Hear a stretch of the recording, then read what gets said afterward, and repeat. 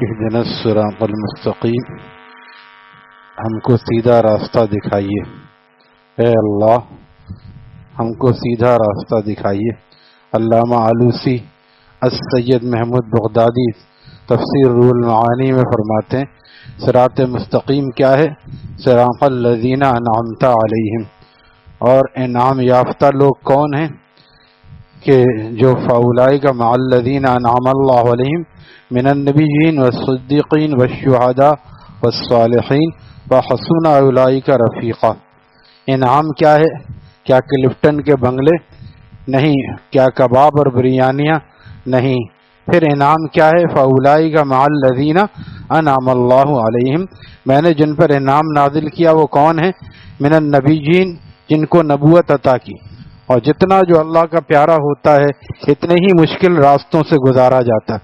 کس قدر آپ علیہ السلام کے ساتھ مجاہدات ہوئے، 13 سال مستقل تکلیفیں، اور اس کے بعد پھر ہجرت بھی کرنا چاہتے تھے صحابہ، ہجرت کرنے نہیں دی جاتی، اور نبی علیہ السلام پر مستقل مشقتیں۔ پھر آپ نے اپنے ساتھیوں کو حبشہ بھیجا پہلے، پھر دوبارہ ہجرت ہوئی، پھر مدینہ شریف سب گئے نبی علیہ السلام کے ساتھ، یہ سب وہاں کی مشقتیں۔ اس لیے فرمایا کہ اشد البلاء الانبیاء، سب سے زیادہ آزمائشیں انبیاء پر آتی، مصیبت نہیں ہوتی، آزمائش ہوتی۔ جن سے اللہ محبت کرتے ہیں ان سے امتحان بھی لیتے ہیں۔ جو طالب علم جتنا قابل ہوتا ہے اس کا امتحان بھی اتنا ہائی کلاس کا ہوتا ہے۔ دوسری کلاس کا طالب علم کا کیا ہوتا ہے؟ A for apple, D for dog, اور پی ایچ ڈی کا امتحان ایسا ہی ہوتا ہے، پی ایچ ڈی کا امتحان بھی پی ایچ ڈی جیسا ہوتا ہے۔ لہذا اپنے پیاروں سے امتحان بھی ویسے لیا جاتا ہے، کلیجے منہ کو آ گئے۔ لکھا ہے بعض محدثین نے کہ جب طائف کے بازار میں آپ کو اس طرح آپ کی ناقدری کی گئی اور ظالموں نے صرف یہ نہیں کہ سنا نہیں بلکہ فقرے کسے، او ہو تم کو کوئی اللہ کو کوئی تمہارے سوا نہیں ملا تھا نبی بنانے کے لیے۔ تیسرا کہہ رہا ہے کہ دیکھو یہ گمراہی کا غلاف کعبہ پہن کر ایک بے دین آدمی آ گیا، غلاف کعبہ اڑ کر۔ اور تیسرا کہہ رہا ہے کہ اگر تم نبی ہو، اگر تم جھوٹے ہو تو میں تم سے بات کرنا نہیں چاہتا، اور اگر تم نبی ہو تو پھر بھی اس لیے نہیں کرتا کہ نبی کی بات کا انکار سے مصیبت آئے گی۔ ایسے بدخلق لوگ، بدبختوں سے آپ کو واسطہ پڑا۔ ہمیں آج کوئی کہہ دے تو ہم اس کا تیا پانچا کر دیں۔ ابھی آپ ان سب چیزوں سے اس کے بعد بھی انہوں نے بس نہیں کیا کہ چلو بھائی جاؤ اپنا راستہ لو، چلے جانے دے، اور باش لڑکوں کو پیچھے لگایا۔ مشہور قصہ ہے، تمام تاریخ دان یہ لکھتے ہیں، کوئی اختلاف نہیں۔ اور باش لڑکوں کو پیچھے لگایا جو تالیاں پیٹ رہے تھے، سیٹیاں بجا رہے تھے، پتھر مار رہے تھے۔ خاص کر ایک جگہ پر جب پہنچے، اس طرح جاتے جاتے گلی بند تھی، لہذا وہاں لوگوں نے پتھر مارے، اور تاریخ شاہد ہے کہ آپ کے جوتے مبارک لہو لہان ہو گئے۔ حضرت زید بن حارثہ جو ساتھ تھے ان کو بھی پتھر لگ رہے تھے، سر پر وہ پتھر کھا رہے تھے، ان کے سر سے بھی خون جاری تھا۔ پھر اسی حالت میں کبھی آپ بیٹھ جاتے، لکھا ہے کبھی آپ اس سے بچنے کے لیے بیٹھ جاتے، وہ پھر دونوں ہاتھ بغل میں ڈال کے کھڑا کرتے، پھر آپ چلنے لگتے تو پھر مارنے لگتے۔ اس طرح نبی علیہ السلام کے ساتھ انہوں نے سلوک کیا۔ نبی علیہ السلام کیا کرنے گئے تھے؟ دین پھیلانے گئے تھے۔ آج ہمیں کون پتھر مار رہا ہے، لیکن ہم سے دو بول اللہ کی محبت کے نہیں بولے جاتے۔ کسی کو نماز کی ترغیب دے دیں، کوئی نمازی ہے تو اس کو بتائیں بھائی دیکھو نبی علیہ السلام نے ہمارے لیے کتنی مشقتیں اٹھائیں، تو نبی علیہ السلام کی سنت کو زندہ کر لو، چہرے کو سنت سے سجا لو، مسواک کا اہتمام کرو۔ یہ باتیں نہیں، اول فول باتیں جتنی کروا لو۔ تو نبی علیہ السلام 120 کلومیٹر، آج ہم جب جاتے ہیں زائرین وہاں پر جا کر تو ان کو جانے آنے میں وہ صبح جاتے ہیں، جاتے جاتے 8-9 بج جاتے ہیں، آتے آتے عصر کی نماز کے قریب پہنچتے ہیں۔ تو 2 گھنٹے کا تو راستہ ہے، وہ ایک دم سے آدمی چلتا نہیں رہتا، لہذا کہیں نہ کہیں بیٹھتا ہے، اسٹے کرتا ہے، پھر وہاں جا کے بھی کچھ زیارتیں وہ کرتا ہے۔ واپس آتے آتے تیز رفتار گاڑیاں، بہترین سڑکیں، اس کے باوجود 6-8 گھنٹے لگ جاتے ہیں۔ نبی علیہ السلام وہاں پر اتنی دور کا سفر پیدل فرمایا، اور وہاں صرف اس لیے گئے تھے کہ یہاں تو مشرکین سنتے نہیں ہیں، شاید کوئی وہاں سننے والا آ جائے اور کوئی سن لے۔ تو یہ سب ہوا۔ اس کے بعد جب آپ آگے بڑھے تو پھر آگے جب ان کی حد ختم ہو گئی ان کے بستی کی، تو آپ ایک باغ میں بیٹھ گئے اور لیٹ گئے، بے ہوش ہو گئے اور آپ لیٹ گئے۔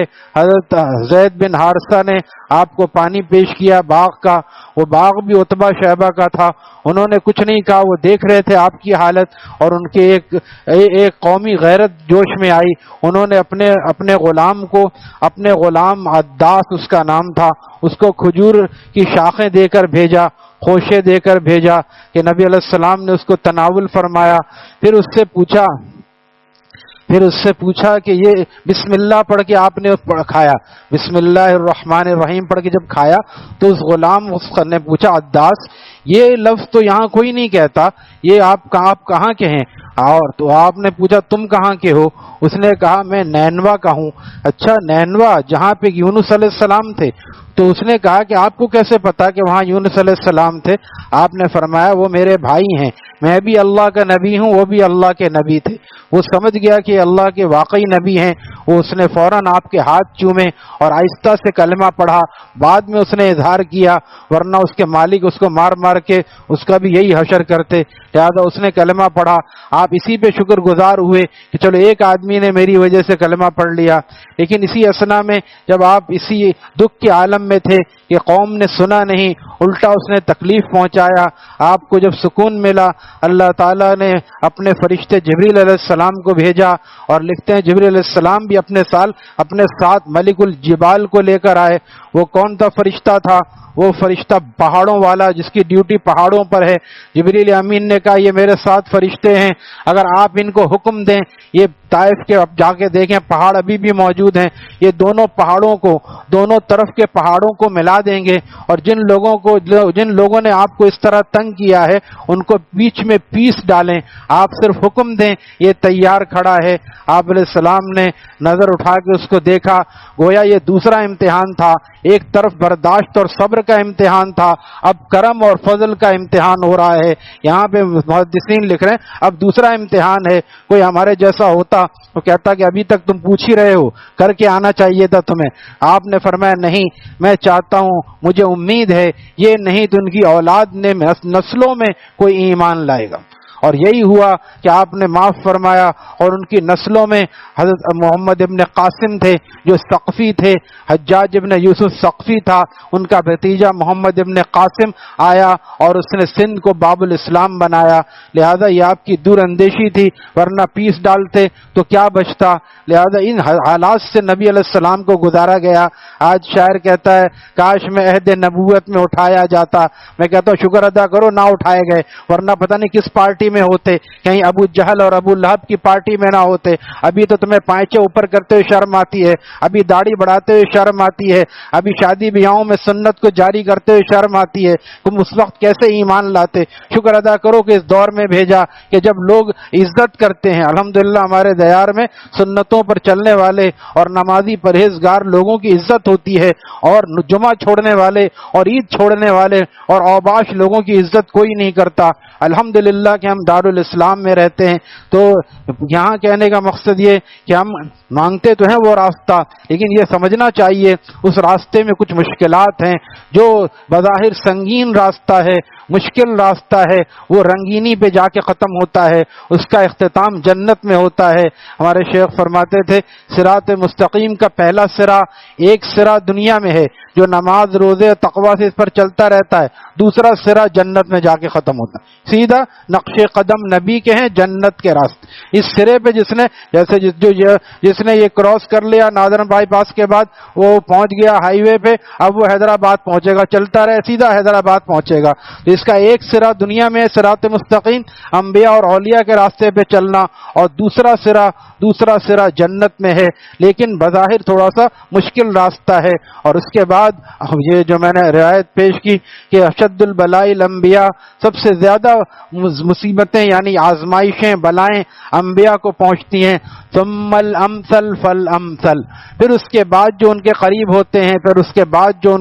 ہوتے ہیں، صدیق اکبر رضی اللہ تعالیٰ کو مارا مارا گیا. آپ سے سب سے زیادہ قریب وہ مکے کے رئیس، وہ بڑے کاروباری لوگ. اور مفتی رشید احمد صاحب رحمۃ اللہ تعالیٰ سے میں نے سنا اتنی عزت تھی حضرت صدیق اکبر کی کہ لوگ جو لڑائی ہوتی تھی کوئی بازار میں یا گھروں میں، صدیق اکبر رضی اللہ تعالیٰ کو نیک بھی تھے.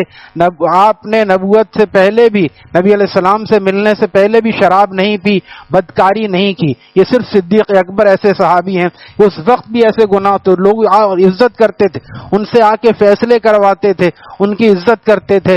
ایمان لانے کے بعد انہی کو اتنا مارا گیا.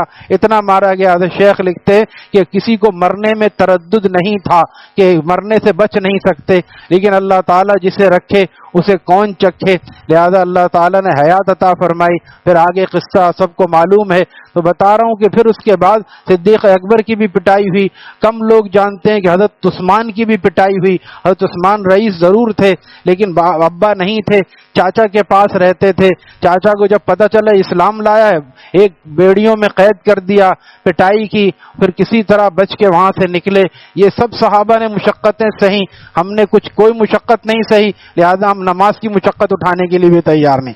جنہوں نے مشقتیں سہی تھیں وہ تلوار لے کے بھوکے پیٹ میں اللہ کا دین پھیلا رہے ہیں، اور جنہوں نے مشقتیں نہیں سہی تو آج ہم یہ حوصلہ تو کریں لیکن یہ سمجھ لیں کچھ مشقتیں آئیں گی اور فوراً نہیں ہوتا. اپنے محبوب کو 13 سال اس حالات میں گزارا گیا. اللہ تعالیٰ چاہتے تو 3 دن میں حالات صحیح کر دیتے. ہم 3 دن 3 مہینے نماز پڑھتے ہیں اور کچھ وظیفے پڑھتے کہ ہمارا کام نہیں ہوا. نبی علیہ السلام 13 سال ان حالات سے گزارے گئے، اور مدینہ شریف میں بھی جا کے کون سی مملکت مل گئی، وہاں جاتے ہی جہاد شروع ہو گیا. دوسرے سال سے جو جہاد شروع ہوا، 8ویں سال میں جا کے فتح مکہ ہوا.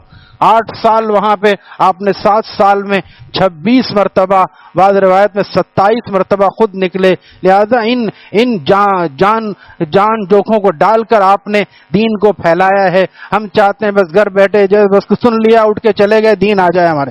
اتنی آسانی سے نہیں آتا، اتنی آسانی سے یہ راستے طے نہیں ہوتے. کچھ مشقت اٹھانی پڑتی ہے، قربانی دینے سے اللہ کا قرب ملتا ہے.